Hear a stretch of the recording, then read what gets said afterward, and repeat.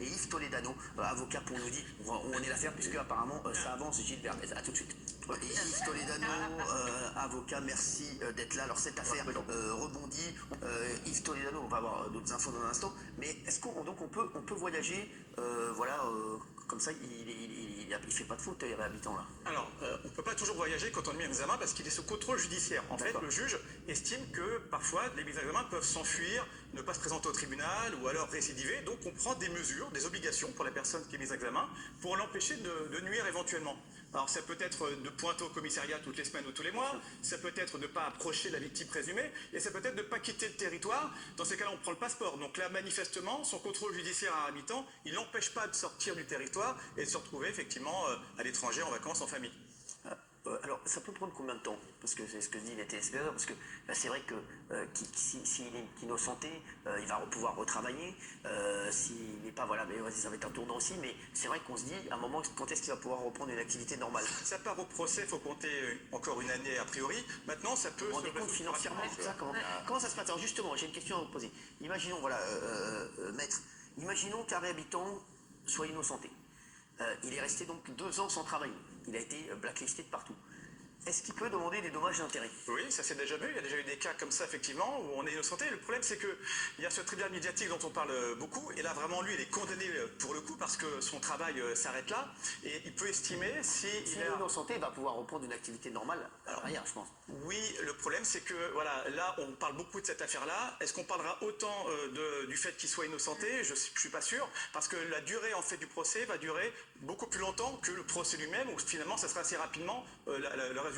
Donc il est déjà condamné médiatiquement. Maintenant, je pense que son but, effectivement, c'est que ça aille très vite. Alors, idéalement pour lui, il faudrait qu'il y ait une sorte d'accord, et c'est possible, avec la victime présumée. Il y a une confrontation, effectivement, qui doit avoir lieu prochainement, et donc c'est peut-être pour lui, peut-être le moyen de s'en sortir rapidement. Non mais maître, ce qui est gênant, c'est que quand on est accusateur, la première chose qu'on fait sur Twitter, sur n'importe quoi, via un avocat, c'est de parler, quitte à dire tout est faux, et vous le verrez dans un procès, Et le fait qu'il n'ait pas du tout pris la parole joue quand même beaucoup contre lui. Alors c'est son service. Peut-être c'est son service de com qui lui dit. Son service de com qui lui a vraiment ça peut jouer contre lui, ça peut jouer contre lui. Ou pour lui.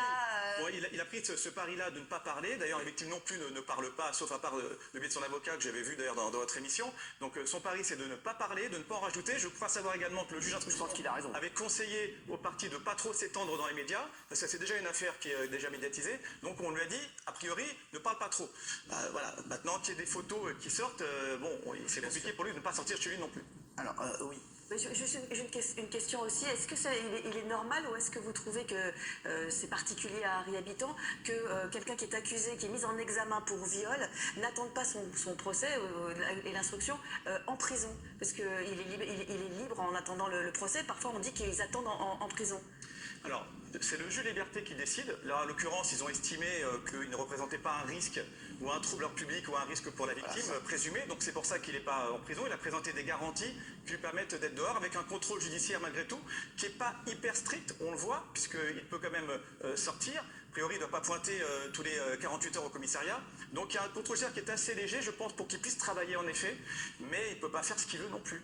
Oui, Laurence. Vous ne pensez pas, vous, qu'en tant qu'avocat, ce genre d'image, il est présumé innocent, on est bien d'accord, et il part en vacances, on est bien d'accord, mais que ce genre d'image peut jouer en sa défaveur, un, pour la victime présumée, si effectivement elle est victime, et deux, par rapport au juge, qu'il n'ait pas fait attention justement à ne pas pouvoir être pris dans ces situations. C'est une bonne question. C'est une bonne question parce que en fait, c'est pas comment on prend la question. Sur un plan juridique de la loi, il a tout à fait le droit d'aller en vacances, il n'y a aucun problème. Sur un plan plus moral, je dirais, ça se discute. Est-ce que ça ne va pas se retourner contre lui?